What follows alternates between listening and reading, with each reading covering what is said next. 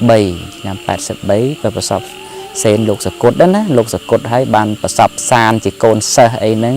លោកចេញពីគ្រូមកនៅជាមួយនឹងណែស្រុក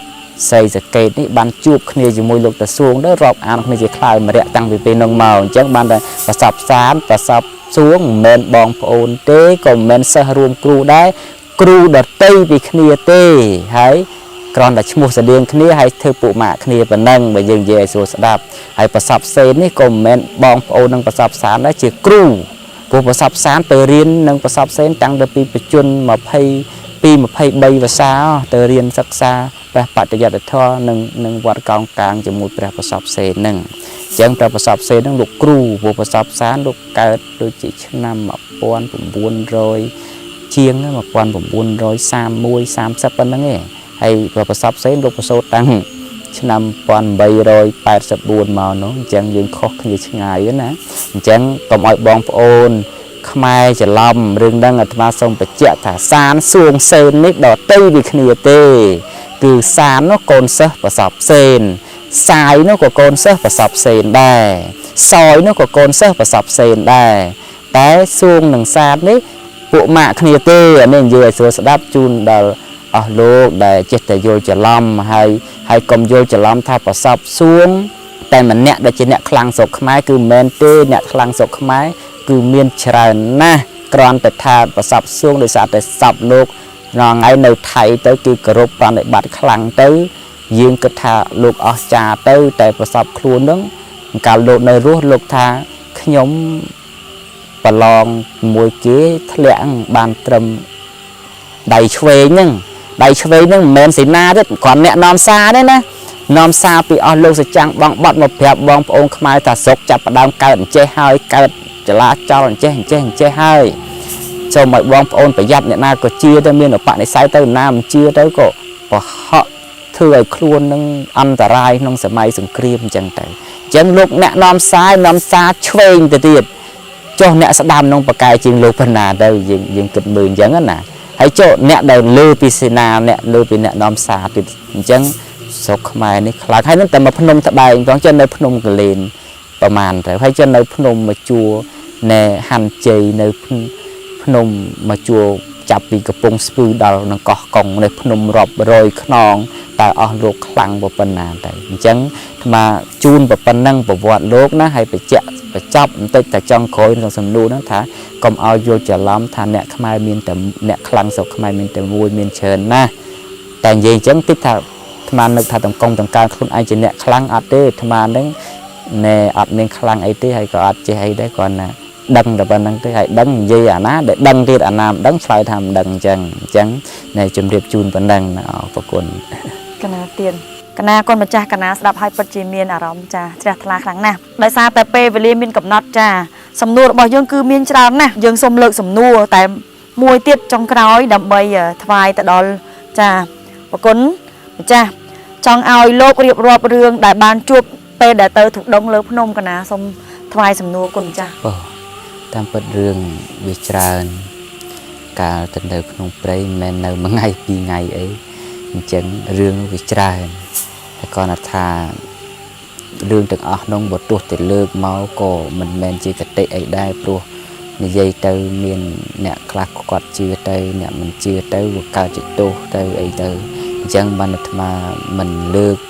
យករឿងទាំងអស់នោះមកនិយាយទេដោយសារតែពេលវេលាខ្លីអាត្មាសូមយកអត្តន័យមកប្រៀបធៀបនឹងឧទាហរណ៍ឲ្យយើងវិញថាក្នុងនាមអាត្មាជាអ្នកបុស្សម្នាក់ផងក្នុងពុទ្ធសាសនានេះបានបុស្សឧទ្ទិសចំពោះសាសនាដទៃទេហើយជាខេមរៈជាតិជាខ្មែរមួយរូបសូមក្រើនរំលឹកដល់បងប្អូនប្រជាពលរដ្ឋខ្មែរក៏ដូចជាព្រះសង្ឃក្តីដល់កុហកក្តីកុំឲ្យឆ្លោះគ្នារឿងអបិយជំនឿបើសិនជាបងប្រុសបងស្រីកំពុងតែមានអាការៈដូចជាអាសាឈឺក្បាលវិលមុខស្វាំងភ្នែកអាសាផ្ដាសាយញឹកញាប់ក៏ដូចជាមានហៀសវល់ត្រូវក្តៅក៏ពិបាកត្រជាក់ខ្លាំងក៏ពិបាកអាសាកតាសនេះគឺជាអាការៈអាឡែស៊ីច្រមុះនេះគឺជាដំណាក់កាលទី1បងប្អូនតែបើសិនជាបងប្អូនមិនទាន់ព្យាបាលទេទុកយូរនឹងវិវត្តទៅជារឹសដងច្រមុះបងប្អូនអរគ្នា អ្នកជឿថាមានក៏ជឿតែចោះហើយអនុវត្តតាមការជឿរបស់ខ្លួនទៅអ្នកដែលមិនជឿក៏ហីតែចោះតែកុំតែឈ្លានពានគ្នាព្រោះកាលណាតែយើងឈ្លានពានគ្នាដោយការឡកលើយពាក្យសម្ដីអីគឺអត់មានប្រយោជន៍អីទេអាត្មាក្នុងទីនេះគ្រាន់តែចង់ប្រាប់អញ្ចឹងព្រោះថាវិជ្ជាពីបុរាណមកគឺមានដោយតួយ៉ាងវិជ្ជាសិលសាស្ត្រផ្សេងខំយុទ្ធខំណែក្បួនវិជ័យសង្គ្រាមក្បួនសិលសាស្ត្រវេទត្រៃយុទ្ធត្រៃដាត្រៃភូមិខ្មែរមានហើយខ្មែរចងក្រងរឿងទាំងអស់នឹងជាវិជ្ជាហើយរឿងវិជ្ជានេះដែរជាការរៀនហើយទើបចេះមិនដេកយល់សពចេះគេមិនហៅថាវិជ្ជាទេអស់លោកណាដូចជា